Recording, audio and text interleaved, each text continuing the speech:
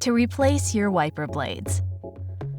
First, within 20 seconds of turning off the engine, move the wiper switch to the mist position for at least 2 seconds to point the wipers toward the top of the windshield. At the same time, the rear window wiper will be pointed toward the bottom of the rear window.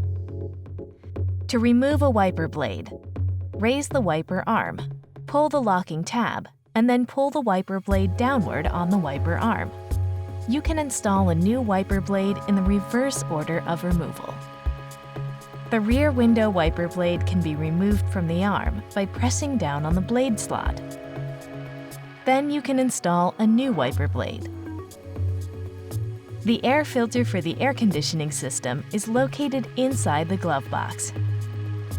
Disconnect the cylinder on the right side of the glove box and remove the stoppers on both sides.